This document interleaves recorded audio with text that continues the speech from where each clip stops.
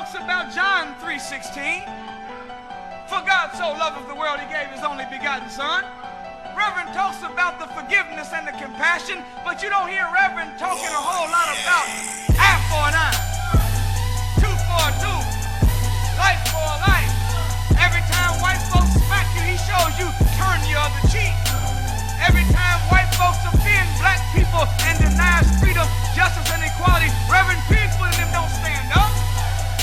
They say unto the world that if someone takes your cloak, give them your pants.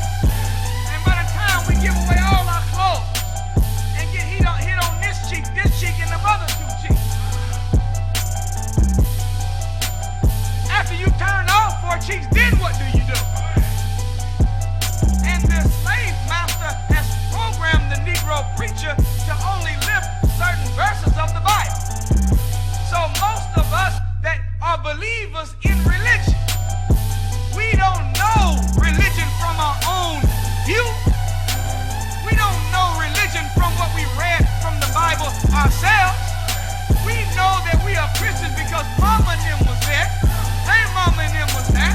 They grandmama and them was there. But at the root of it, how did great-great-grandmama become a Christian?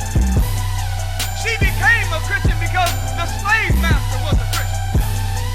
If the slave master wasn't a Christian, we wouldn't be Christians. We were not Christians in Africa.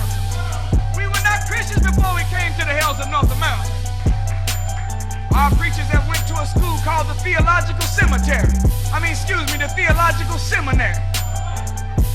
To be told, well, it is a cemetery because they have buried God and Jesus there.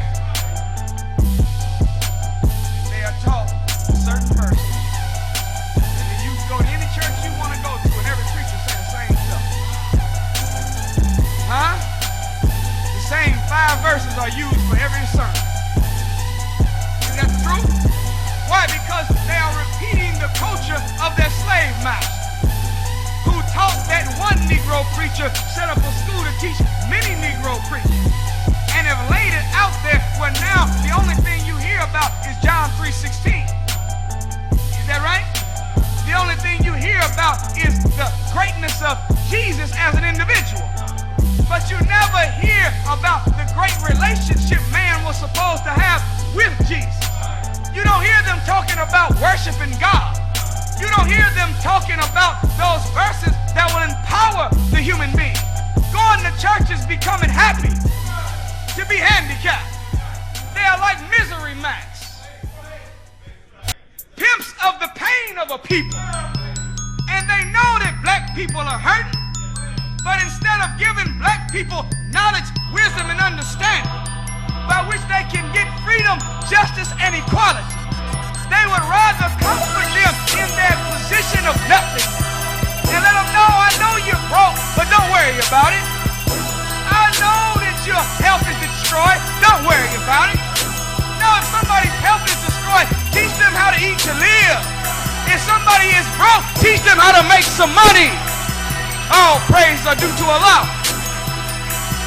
But instead of teaching the broke man how to get paid, instead of teaching the unhealthy man how to gain his health back, instead of teaching the ignorant how to become wise, instead of teaching the husband how to be a better man and the wife how to be a better woman, you just say, as a reverend, don't worry about it, we gonna go to heaven one day and everything gonna be all good in heaven. No, that's a slave-making teacher that is designed to help you cheat your life while you have it on the scene. What type of God would he be if he give you another one if you didn't do right by the one he first gave you? God ain't no fool.